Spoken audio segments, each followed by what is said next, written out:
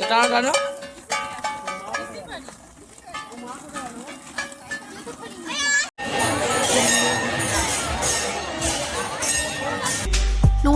বন্ধুরা, কেমন আছেন সবাই? সুস্মিতার খুঁটিনাটি ব্লগে সকলকে স্বাগত জানাই। চলে এসেছি একটি নতুন ভিডিও নিয়ে। ভিডিওর প্রথমেই জানাই রথযাত্রা অনেক অনেক শুভেচ্ছা, অভিনন্দন। আর দেখুন না, সকাল থেকে আকাশটা কি সুন্দর মেঘলা হয়ে রয়েছে, মাঝে মাঝে বৃষ্টিও আসছে। আর এটা হচ্ছে আমার বাড়ির সামনের পরিবেশ। আর এই যে রথযাত্রা উপলক্ষে গোপাল সোনা জগন্নাথ দেবের পুজো আমি করে নিয়েছি। তো আজকে এতটাই ব্যস্ত ছিলাম, ভেবেছিলাম পূজা করব না, মা করে দেবে, কিন্তু জগন্নাথ দেব তো আমার পূজা নিয়েই ছাড়লেন। তো আজ এতটা ব্যস্তই ছিলাম, বাড়ি থেকে বেরিয়েও পড়েছিলাম রেডি হয়ে, কিন্তু রেডি হয়ে বেরিয়েও ঠিক মনটা চাইছিল না, মনে হচ্ছিল পুজোটা করেই বাড়ি থেকে বেরোবো। সবই ভগবানের ইচ্ছা, তা না হলে মা বললো যে তুই চলে যা, আমি পুজোটা করে নেব। তা সত্ত্বেও হঠাৎ করে শুনতে দেখলাম মা বলছে না, তুই করেই নেব। তো যাই হোক, পুজো হয়ে গিয়েছে। এটা হচ্ছে বিকালবেলা আমার বাড়ি থেকেই একটা ছোট বাচ্চারা সকলে মিলেই রথ নিয়ে যাচ্ছে। তো এটা আমার ভারীরই রথ বলা চলে। এই যে আনন্দ করে যাচ্ছে সবাই রথে। দেখতে থাকুন ভিডিওটা, আশা করি খুব ভালো লাগবে।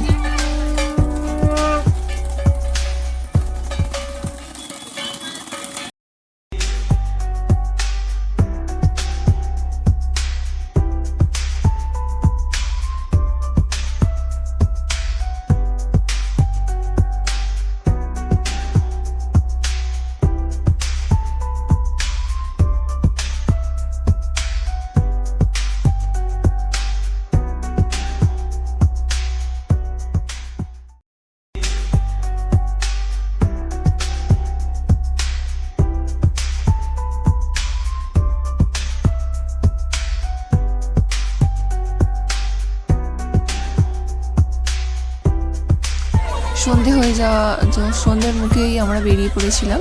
তো বাড়ি থেকে 5 মিনিট হেঁটে পর তো সেখানে রথের মেলায় দড়ি টানবো বলে বলা চলে যে রথের দড়ি টানা খুব শুভ হয়। তো আমরা তাই গিয়েছিলাম রথের দড়ি টানার জন্য। তো খানিকটা পেয়েছি, একটু দড়িতে টাচ করেছি আর তো সবে মাত্র রথটা এখানে এসেছে। তো এই জায়গাটা রথটা থাকবে 9 দিন, আর জগন্নাথ দেব 9 দিন ধরেই থাকবেন কিন্তু এখানে। পাশের এখানে মঞ্চ করা রয়েছে, এখানে কিন্তু জগন্নাথ দেব থাকবেন। এখন সবাই কিন্তু গেছে যে মাথায় যে লাঠিটা ঠেকাচ্ছে, সেইটা মাথায় ঠেকালে নাকি খুব শুভ। তো ওখানে গেছে মাথায় লাঠিটা ঠেকানোর জন্য। আর রথে ওটা নাকি খুব সৌভাগ্যের ব্যাপার, সবাই অবশ্য বলে থাকে।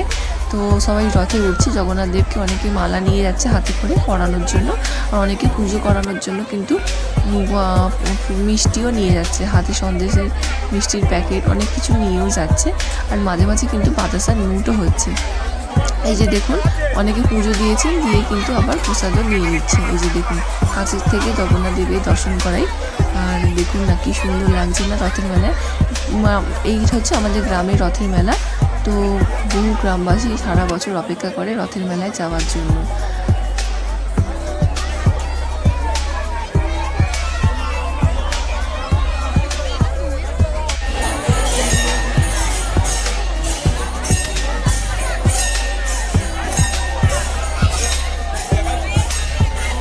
আর এই যে ভোগের আয়োজন করা হয়েছে, তো এখানে সবাই দেখছিলাম পায়েস খাচ্ছে। তো আমিও গেলাম সামনে।